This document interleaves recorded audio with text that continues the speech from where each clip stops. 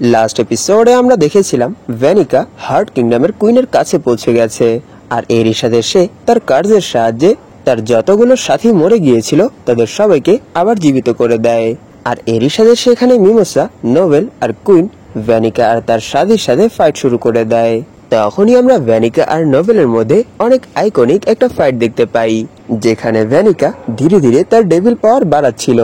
আর যখনই সে তার 70% ডেভিল পাওয়ার অ্যাক্টিভেট করে ফেলে, তখনই ন্যারো তার উপর অ্যাটাক করে দেয় আর তার সিলিং ম্যাজিকের সাহায্যে তাকে সিল করতে শুরু করে দেয়। এই এপিসোডের শুরুতে আমরা দেখতে পাই ন্যারো তাকে সিল করতে করতে বলছিল, আমি তোমাদের মতো ট্র্যাশকে এই ওয়ার্ল্ডের উপর কবজা করতে দেব না। আর এরই সাথে সে ভাবছিল, আমার মনে হয় আমি সফল হয়েছি, আমি এখানে ফাইনালি ভ্যানিকাকে আর তার ডেভিল পাওয়ারকে সিল করে ফেলেছি, তাই এখন এই কিংডম ম্যাগি কিউলার হাত থেকে সেফ হয়ে গেছে আর খুব দ্রুতই কুইনের কার্য ঠিক হয়ে যাবে। কিন্তু তখনই কুইন দেখতে পায় তার কার্জ এখনো ঠিক হয়নি। এটা দেখে ন্যারো অনেক বেশি শক হয়ে যায়। তখনই ম্যাগি কিউলা হাসতে শুরু করে আর বলে, তুমি আমাদের থেকে অনেক বেশি উইক, এরপরও তুমি এত বেশি ম্যাজিক প্রডিউস করতে পেরেছো, সত্যি তুমি তো অনেক বেশি অ্যামেজিং। এইসব বলেই ম্যাগি কিউলা ন্যারোকে ক্যাপচার করে ফেলে। এই জিনিসটা দেখে ওয়াটার স্পিরিট অনেক বেশি শক হয়ে যায়। তখনই সে কুইনের উপরও অ্যাটাক করে দেয়। আর এই সব কিছু দেখে মিমোসা অনেক বেশি শক হয়ে যায়। তাকে ডিস্ট্র্যাক্ট দেখে রোবেরো তাকে আবার ধরে ফেলে আর এরই সাথে তাকে উপরে উঠিয়ে অনেক জোরে নিচে থ্রো করে, কিন্তু মিমোসা তার ম্যাজিকের সাহায্যে নিজেকে নিচে পড়া থেকে সেভ করে ফেলে আর সেফলি ল্যান্ড করে। তখনই মিমোসা রোবেরোকে তার ট্রি ম্যাজিকের সাহায্যে বেঁধে ফেলে, আর সেখানে রোবেরো তার জিহ্বার সাহায্যে মিমোসার হাত ধরে ফেলে। আর অন্যদিকে আমরা দেখতে পারি ন্যারো আর নোবেল অনেক বেশি খারাপ অবস্থায় নিচে পড়ে আছে। তখনই ম্যাগি কিউলা বলে, সত্যি তোমরা অনেক ভালো প্ল্যান বানিয়েছিলে, কিন্তু তোমরা যদি এই প্ল্যানের মধ্যে আরো একটু এফোর্ট দিতে পারতে, তাহলে নিশ্চয়ই তুমি আমার পাওয়ারকে সিল করে ফেলতে পারতে। সত্যি তোমরা সবাই অনেক বেশি অ্যামেজিং। তখনই আমরা দেখতে পারি ভ্যানিকার অ্যাপিয়ারেন্স পুরোপুরি বদলে গেছে। তখন ম্যাগি কিউলা বলে, তাহলে চলো একটু খেলা যাক। তখন কুইন বলে, আমরা এখানে কি করে ফেল হয়ে গেছি, আমাদের কোন জায়গাটায় ভুল ছিল? এখানে কি ন্যারোর ম্যাজিক তোমাকে সিল করার জন্য যথেষ্ট ছিল না? তখন ম্যাগি কিউলা বলে, curse wording magic, the game word. এই ম্যাজিক আমার দিকে আসা সব ধরনের স্পেলকেই উইক করে দেয়। আর এখানে তো আমার ডেভিল পাওয়ার 70% পর্যন্ত অ্যাক্টিভেট হয়ে গিয়েছিল, যার জন্য এই সিলিং ম্যাজিকও অনেক বেশি উইক হয়ে গেছে, যেই স্পেল একটা আর্কে স্টেজের মেজ করেছিল। সত্যি এইবারের এক্সপেরিমেন্টও অনেক ভালো ছিল। তখনই ভ্যানিকা বলে, হ্যাঁ ম্যাগি কিউলা, তুমি হঠাৎ করে এখানে কেন চলে এসেছো? আমি তো এখানে তাদের সাথে একটু মজা করছিলাম। তখনই আমরা দেখতে পারি সেখানে ওয়াটার স্পিরিটের টুকরো টুকরো হয়ে গেছে। তখন ম্যাগি কিউলা বলে, আমি এই প্রথমবার একটা ওয়াটার স্পিরিটকে কার্স করেছি, এরই জন্য তো আমি এটা বলেছিলাম যে এইবারের এক্সপেরিমেন্ট সত্যি অনেক ভালো ছিল, আর আমি এই এক্সপেরিমেন্ট থেকে কত কিছু শিখতে পেরেছি। তখনই সেখানে কুইনের ওয়াটার স্পিরিটের সাথে কাটানো সবগুলো ভালো মোমেন্টের কথা মনে পড়ে। আর এরই সাথে আমরা জানতে পারি ওয়াটার স্পিরিট কুইন যখন ছোট ছিল তখন থেকেই ওনার সাথেই আছে। সে কুইনের টিচার আর ফ্রেন্ড দুটোই ছিল, আর এরই সাথে সে সব ধরনের সিচুয়েশনেই কুইনকে সাপোর্ট করত। তখন কুইন বলে, সে সব সময় আমার সাথেই ছিল, সব ধরনের সিচুয়েশনে সে আমার পাশে দাঁড়াতো, সে আমার জন্য সবকিছুই ছিল। তখনই আমরা দেখতে পারি কুইনের বডিতে ম্যাগি কিউলার কার্স অ্যাক্টিভেট হয়ে গেছে, যার জন্য কুইন ব্যথায় অনেক জোরে জোরে চিল্লাতে শুরু করে। তখন ম্যাগি কিউলা বলে, আমাকে মাফ করে দিও, আমার মনে হয় আমি তোমার বেশি কাছে চলে এসেছিলাম, তো তাই এই কার্স অ্যাক্টিভেট হয়ে গেছে, আর নিশ্চয়ই এরই জন্য তোমার এই সময় অনেক বেশি পেইন ফিল হচ্ছে। আর এখন তো তোমাকে বাঁচানোর জন্য ওয়াটার স্পিরিটও নেই, আমার মনে হয় এখন সবকিছুই শেষ হয়ে গেছে। তখনই ভ্যানিকা কুইনকে তার সাথে ফাইট করতে বলে, কিন্তু সেখানে কুইন শুধু কাঁদতে কাঁদতে ওয়াটার স্পিরিটকে আবার উঠতে বলছে। এইসব দেখে ভ্যানিকা যখনই কুইনের উপর তার লাস্ট অ্যাটাক করবে, তখনই সেখানে নোবেল উঠে দাঁড়ায় আর বলে, এই তোমরা দুজন আমার কথা কান খুলে শোনো, এখনো এই ফাইট শেষ হয়নি। যদি তোমরা কুইনের কাছে পৌঁছতে চাও, তাহলে প্রথমে তোমাদেরকে আমাকে ক্রস করতে হবে। এইসব শুনে ভ্যানিকা বলে, এখন তুমি এখানে কিছুই না, কারণ তুমি কুইনের ম্যাজিকের সাপোর্ট ছাড়া আমাদের সামনে কিছুই করতে পারবে না। এইসব শুনে নোবেল তার উপর অ্যাটাক করার জন্য চলে আসে। এটা দেখে ভ্যানিকা তার ব্লাড নিডলের সাহায্যে তার উপর অ্যাটাক করে দেয়। এইসব দেখে মিমোসা যখনই তাকে সাহায্য করার জন্য এগোবে, তখনই রোবেরো তার রাস্তায় চলে আসে। তখন ভ্যানিকা বলে, এখন তো তুমি আর কম্পিটও করতে পারবে না। এটা শুনে নোবেল বলে, এখন আর এই জিনিসটা ম্যাটার করে না। এটা বলেই সে ভ্যানিকার উপর অ্যাটাক করে দেয়। আর এই জিনিসটা দেখে ভ্যানিকা অনেক বেশি শক হয়ে যায়। তখন নোবেল বলে, তুমি অনেকগুলো মানুষকে হার্ট করেছো, আর তারা কখনোই তোমাকে ক্ষমা করবে না। এটা বলেই সে তার ওয়েপেন ভ্যানিকার আর পার করে দেয়। তখন ভ্যানিকা বলে, যদিও তুমি এখানে তোমার 100% দিয়েছো, কিন্তু এরপরও তুমি এখানে আমার কিছুই করতে পারবে না। এটা শুনেই নোবেল সেখানে তার ওয়াটার ড্রাগন রোড ইউজ করে, কিন্তু ভ্যানিকা তার ব্লাড অ্যাটাকের সাহায্যে সেই অ্যাটাকটাকেও কেটে ফেলে। আর এরই সাথে আমরা দেখতে পারি নোবেলের ম্যাজিক পুরোপুরি শেষ হয়ে গেছে, যার জন্য সে নিচে পড়ে যায়। তখন ভ্যানিকা বলে, তুমি দেখেছো, আমি তো তোমাকে আগেই বলেছিলাম যে এইসব অ্যাটাক আমার উপর কাজ করবে না। তখনই ভ্যানিকা তার হাতে ব্লাড দেখতে পায়, আর এরই সাথে সে বলে, দাঁড়াও 1 মিনিট, তুমি আমাকে তোমার নাম কি বলেছিলে? তখন নোবেল সেখানে তার নাম বলে আর বলে, আমি ক্লোয়ার কিংডমের রয়্যালিটি আর ব্ল্যাক বুলসের ম্যাজিক নাইট। তখনই সিন শিফট হয় আর আমরা দেখতে পারি ক্যাপ্টেন ইয়ামি আর ডান্টে এখনো ফাইট করছে, আর আস্থা এখনো উঠতে পারছে না। তখনই ক্যাপ্টেন ইয়ামি সেখানে আবার ডান্টের উপর অ্যাটাক করতে সফল হয়। তখন ডান্টে বলে, ইন্টারেস্টিং, তুমি আবার আমাকে ইনজার্ড করে ফেলেছো, কিন্তু আমি এখানে যেই ম্যাজিকটা ইউজ করছি সেটা একটু অ্যানোয়িং, কিন্তু কোনো সমস্যা নেই। তাহলে চলো, আজ আমি তোমাকে সেই পার্সনের পাওয়ার দেখাচ্ছি যেই পার্সনের উপর ডেভিল কবজা করেছে।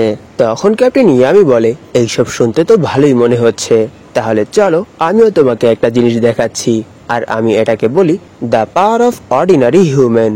তখন সেখানে ফিনাল ভাবছিল, এখন কি আমি শুধু এখানে দাঁড়িয়ে দাঁড়িয়েই অ্যাটাক করার জন্য একটা সুযোগ খুঁজবো? আমি বুঝতে পারছি না এখন এইসব কি চলছে। এখানে কি আমার ক্যাপ্টেন ইয়ামিকে সাহায্য করা দরকার, নাকি বাকি ম্যাজিক নাইট ক্যাপ্টেনদেরকেও এখানে নিয়ে আসা দরকার? কিন্তু সেখানে ফিনাল ডান্টেকে দেখে অনেক বেশি ভয় পেয়ে যায়, আর এরই সাথে সে ভাবছিল, না, আমি এরকম কিছুই করতে পারবো না। যদি আমি এখানে একটুও মুভ করার চেষ্টা করি তাহলে সে আমাকে এখানেই মেরে ফেলবে। তখনই আমরা দেখতে পারি সেখানে ডান্টে তার ডেভিলের 80% পাওয়ার অ্যাক্টিভেট করে ফেলে। এটা দেখে ক্যাপ্টেন ইয়ামি ভাবছিল, আমি বুঝতে পারছি না হঠাৎ করে এত ম্যাজিক কোথা থেকে আসছে।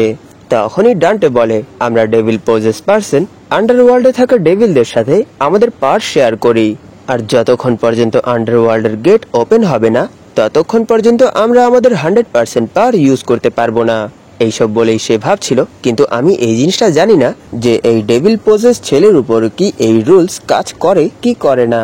এইসব ভেবেই ডান্টে বলে, গ্র্যাভিটি ম্যাজিক, গ্র্যাভিটি সিঙ্গুলারিটি, তোমার মৃত্যুর পর তুমি আমাদের কোনো কাজেই আসবে না, কিন্তু কমসে কম আমি তোমার হাত পা তো কাটতেই পারবো। এটা বলেই সে ক্যাপ্টেন ইয়ামির উপর অ্যাটাক করে দেয়, কিন্তু ক্যাপ্টেন ইয়ামি সেই অ্যাটাকটা কোনোভাবে ডজ করে ফেলে। তখনই সবাই এই জিনিসটা নোটিস করে যে ডান্টের সেই অ্যাটাকের জন্য পেছনের পুরো একটা মাউন্টেনই গায়েব হয়ে গেছে। এটা দেখে ক্যাপ্টেন ইয়ামি অনেক বেশি শক হয়ে বলে, সত্যি এই অ্যাটাক তো আমার পায়ের সাথে সাথে আমাকেও গায়েব করে ফেলবে। এটা ভেবেই ক্যাপ্টেন ইয়ামি অনেক বড় একটা জাম্প করে, আর এরই সাথে ওনার ডাইমেনশন স্ল্যাশের সাহায্যে ডান্টের উপর অ্যাটাক করে দেয়। কিন্তু ডান্টে সেখানে তার গ্র্যাভিটি ম্যাজিকের সাহায্যে ক্যাপ্টেন ইয়ামির অ্যাটাকের ডাইরেকশনই চেঞ্জ করে ফেলে। এটা দেখে ক্যাপ্টেন ইয়ামি ভাবছিল, এখন তো তার গ্র্যাভিটি ম্যাজিকের পাওয়ার আরো অনেক বেশি বেড়ে গেছে, কিন্তু এখন যদি আমি তার উপর আমার ব্ল্যাক হোলের সাহায্যে অ্যাটাক করি তাহলে তার ম্যাজিক আর আমার ম্যাজিক একে অপরকেই ক্যান্সেল আউট করে ফেলবে। কিন্তু আমি এখানে এভাবেই আমার ব্ল্যাক হোলের এনার্জিকে নষ্ট করতে পারবো না, তাই এখানে আমার মানা জোনকে আরো বেশি ছোট করে কোনোভাবে তার পেছনে যেতে হবে।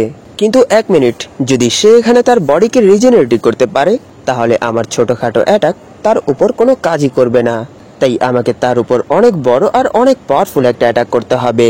তখনই আমরা দেখতে পারি সেখানে ক্যাপ্টেন ইয়ামি ডান্টের অ্যাটাকগুলো শুধু ডচই করছিল, আর ডান্টেও সেখান থেকে পাথর উঠিয়ে উঠিয়ে ক্যাপ্টেন ইয়ামির উপর শুধু থ্রো করছিল। তখনই ডান্টে ক্যাপ্টেন ইয়ামির উপর অনেক বড় একটা পাথর ছুঁড়ে মারে আর বলে, ইয়ামি, তোমার সাথে ফাইট করে অনেক ভালো লেগেছে, সত্যি তুমি অনেক বেশি ইমপ্রেসিভ ছিলে। যত যাই হোক, তুমি তো শুধু সাধারণ একটা হিউম্যান। এই জিনিসটা দেখে সেখানে সবাই অনেক বেশি ভয় পেয়ে যায়।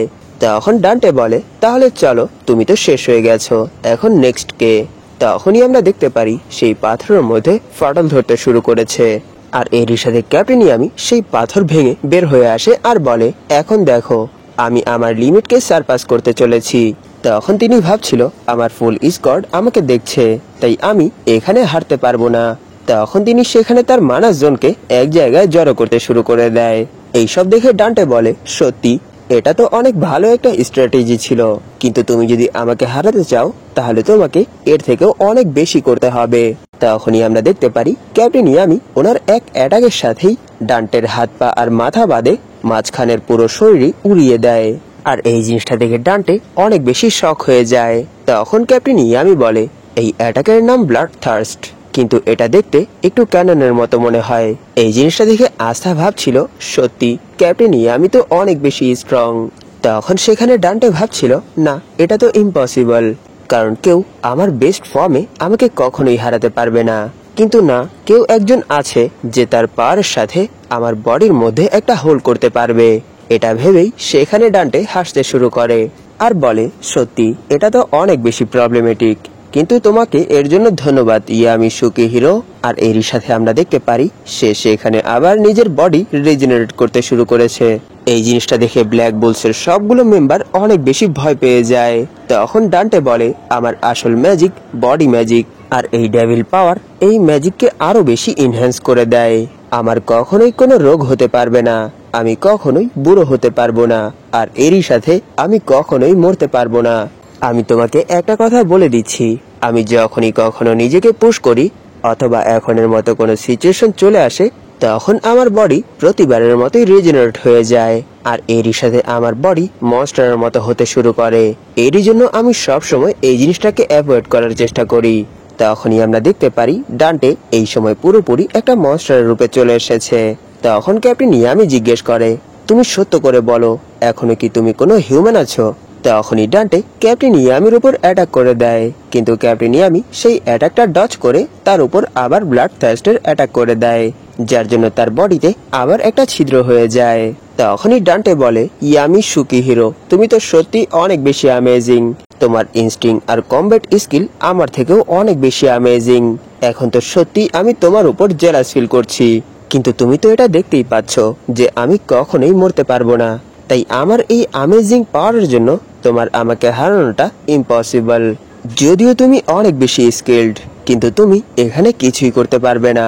এই ওয়ার্ল্ড সবসময় আনফেয়ার ছিল, কারণ এখানে এরকম অনেকগুলো জিনিস আছে যে সব কিছুর উপর তুমি কখনোই কন্ট্রোল হাসিল করতে পারবে না, যেমনটা আমি। এটা বলেই সে ক্যাপ্টেন ইয়ামির উপর অ্যাটাক করতে শুরু করে দেয় আর বলে, এতে কোনো কিছুই যায় আসে না যে কে কত বেশি ট্রেনিং আর কত বেশি স্কিল হাসিল করেছে, আর সব শেষে আমি তাদেরকে হারিয়ে দেই আর সবকিছুর উপর জিত হাসিল করি। এইসব বলেই সে কন্টিনিউয়াসলি ক্যাপ্টেন ইয়ামির উপর অ্যাটাক করতে শুরু করে দেয়, আর তার অ্যাটাকের জন্য ক্যাপ্টেন ইয়ামিও ইনজার্ড হয়ে যায়। আর এরই সাথে তিনি ভাবছিল, আমি তার কাছে যেতে পারছি না, কিন্তু আমি যদি তার থেকে দূরে চলে আসি তাহলে সে আমার উপর সবগুলো ডাইরেকশন থেকেই অ্যাটাক করবে। এইসব ভেবেই ক্যাপ্টেন ইয়ামি পাথরগুলোকে কাটতে কাটতে এগোতে শুরু করে, আর এরই সাথে তিনি তার উপর ব্লাড থার্স্ট অ্যাটাক করে আবার তার পেটের মধ্যে একটা হোল করে ফেলে। তখনই সেখানে ডান্টে আবার নিজেকে হিল করে ফেলে। এইসব কিছু দেখে আস্থা ভাবছিল, দেখো ক্যাপ্টেন ইয়ামি এখনো ফাইট করছে, আর এরই সাথে তিনি নিজের পাওয়ারকে সারপাস করছে, আর এখানে আমি কিছুই করতে পারছি না, শুধু এইসব কিছু দেখছি। আর এরই সাথে সে তার বডিকে মুভ করানোর জন্য অনেক চেষ্টা করছিল, আর এরই সাথে আমরা দেখতে পারি সেখানে ডান্টে ক্যাপ্টেন ইয়ামির উপর ভারী পড়ছিল, আর সেখানে ক্যাপ্টেন ইয়ামি শুধু তার অ্যাটাকগুলো ডচই করতে পারছিল, আর এত স্ট্রাগল করার পরও তিনি সেখানে কিছুই করতে পারছিল না। আর সেখানে আস্থা এখনো শুধু নিজের বডিকেই মুভ করানোর ট্রাই করছে। আর এই সব কিছু দেখে ব্ল্যাক বুলসের মেম্বাররা সেখানে অনেক বেশি ভয়ে ছিল। তখন ক্যাপ্টেন ইয়ামি বলে, হ্যাঁ আমি এই জিনিসটা মানছি যে আমি একা তোমাকে হারাতে পারবো না, কারণ তোমার কাছে ইনফানাইট মানা আছে, তাই আমার মনে হয় এখানে আমার কারোর হেল্প নিতে হবে। হেই আস্থা, এটা শোনার সাথে সাথেই আস্থা অনেক বেশি শক হয়ে যায়, আর এরই সাথে তার ক্যাপ্টেন ইয়ামির বলা কথাগুলো মনে পড়ে। তখনই সে ফাইনালি নিজের বডিকে মুভ করাতে সফল হয়, আর এরই সাথে সে তার শট নিয়ে সরাসরি ক্যাপ্টেন ইয়ামির পাশে চলে আসে আর বলে, ক্যাপ্টেন ইয়ামি আমি তৈরি আছি। এটা দেখে ডান্টে বলে, তাহলে কি তোমরা একসাথে আমাকে চ্যালেঞ্জ করতে যাচ্ছ? সত্যি এটা তো অনেক বেশি ইন্টারেস্টিং হবে, আর এতে অনেক বেশি মজা হবে। তখনই ক্যাপ্টেন ইয়ামি বলে, আস্থা একটুও থেমো না। আর রিপ্লাই আস্থা বলে, হ্যাঁ আপনি ঠিক বলেছেন। এটা বলেই তারা একত্রে ডান্টের উপর অ্যাটাক করে দেয়। আর এই সিনের সাথেই এপিসোড এখানেই শেষ হয়ে যায়। ধন্যবাদ আপনাদের এই পর্যন্ত দেখার জন্য। তাহলে দেখা হবে এর পরের এপিসোডে।